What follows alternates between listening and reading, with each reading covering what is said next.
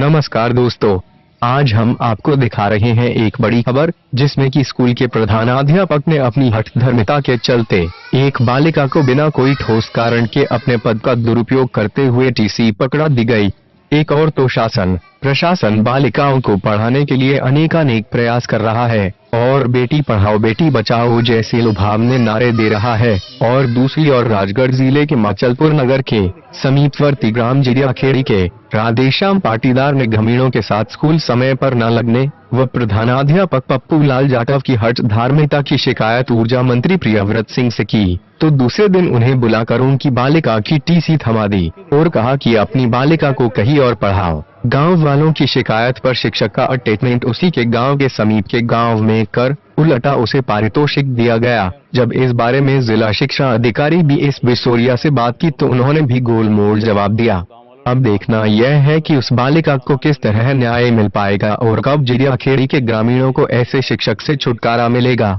आप देख रहे हैं राजगढ़ जिले के माचलपुर से जिला ब्यूरो चीफ प्रदीप बंसल की यह विशेष रिपोर्ट। सर ने मुझे ऑफिस में बुला के बोला कि वो बैग लेके चल जा यहाँ से, बताओ आज कर पाँव मत जाना स्कूल में। तो मैं चल गई घर पे। किसने बोला बेटा? वो जाटव सर ने। जाटव सर का व्यवहार बच्चों के प्रति कैसा रहा? बहुत मारते हैं, वो ढंग से पढ़ाते नहीं है। तो आपकी टीसी किस लिए निकाल दी? उन्होंने कोई कारण नहीं बताया आपको? पता नहीं है मुझे। नहीं कारण बताया। कितने दिन से स्कूल नहीं जा रहे हो आप? बहुत दिन हो गए। क्यों नहीं जा रहे हो? क्यों बताया, उन्होंने मैं टीसी निकाल दी ना, इसलिए। मतलब सभी नहीं चाह रहे थे कि भाई इनका ट्रांसफ़र हो, इनसे संतुष्ट नहीं है पूरे गांव वाले, तो इनके बारे में पूरे ग्रामवासियों द्वारा लिखित सिग्नेचर करके एक लेटर तैयार करके आपकी सरकार आपके द्वारा भोगटपुर दिया था। तो उसमें भूमिका मैंने भी निभाई थी। मैं भी इस विद्यालय का प्राथमिक का ये हूँ अध्यक्ष, उसमें सिग्नेचर मेरे भी थे।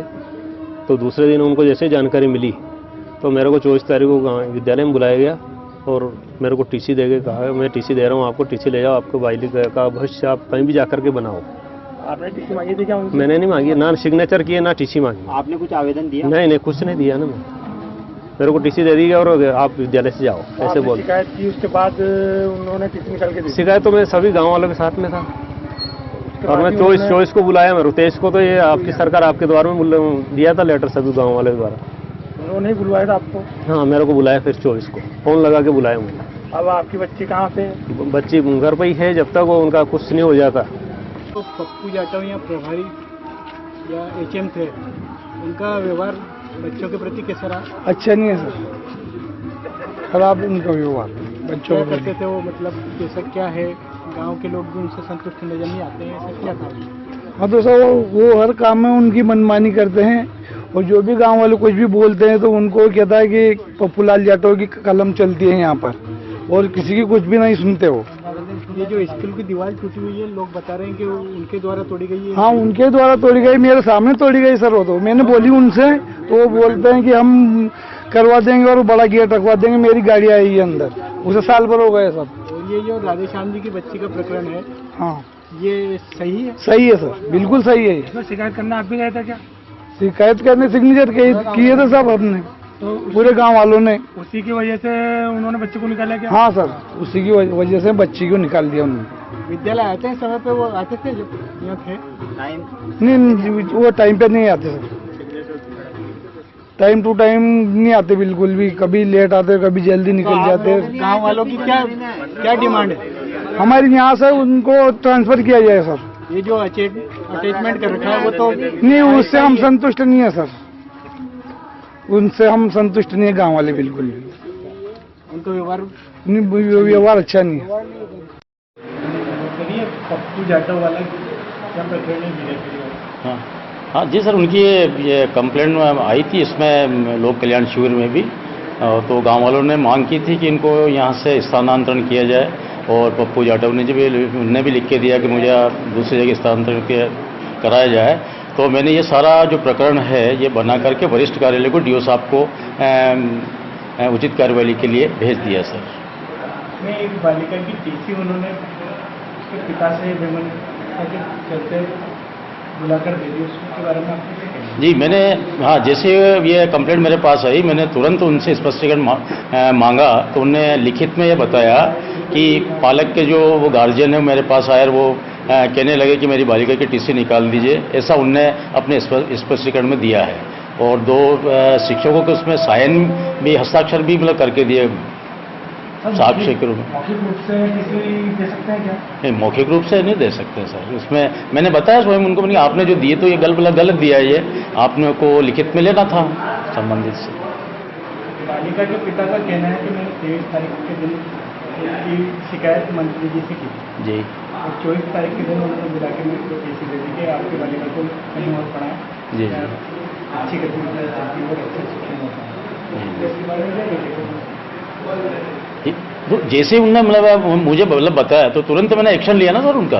हाँ, और तुरंत उनसे मैंने फ़ोन पे कहा कि मैंने कि मुझे स्पष्टीकरण चाहिए, आपने बालिका की टीसी निकाली तो मैंने गलत निकाली है, इस प्रकार नहीं करना। मैंने तुरंत एक्शन लेकर उनका स्पष्टीकरण लिया है। अब क्या कार्रवाई करेंगे सर? मैंने सारी ये जो मतलब बना के वरिष्ठ कार्यालय को भिजवा दिया है, उचित कार्रवाई के लिए डीओ सर को मतलब सब मैंने भिजवा दिया है।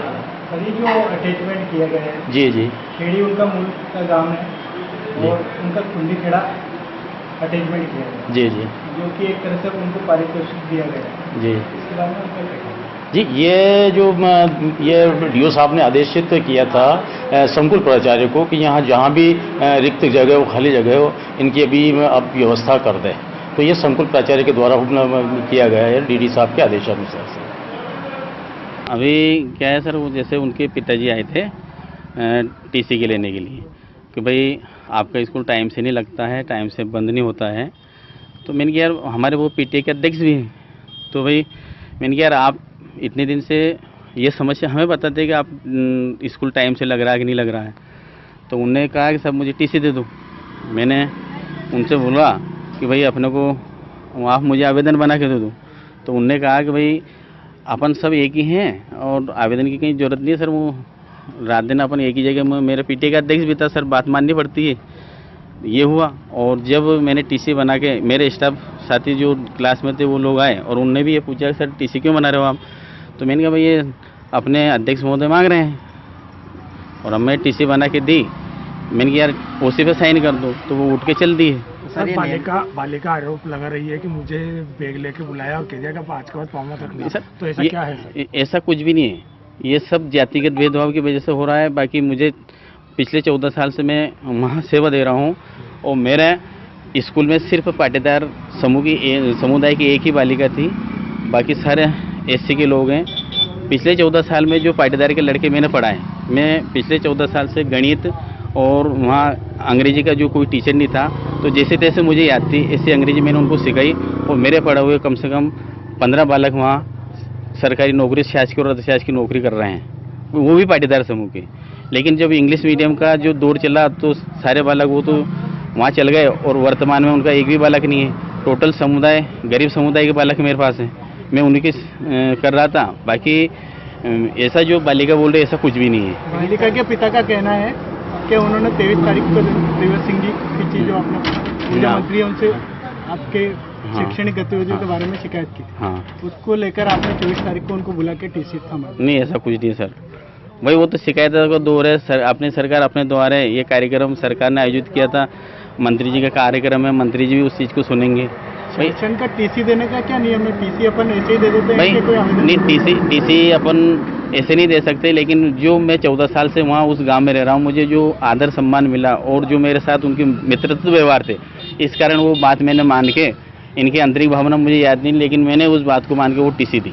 गाँव वालों का कहना है कि वो जो स्कूल की दीवार है वो भी आपने तोड़वाई। सर वो स्कूल का जो बाउंड्री बन रही है वो भी कोई शासन के द्वारा नहीं बनी हुई थी। मेरे पास प्राथमिक और माध्यमिक दोनों परिवार थे।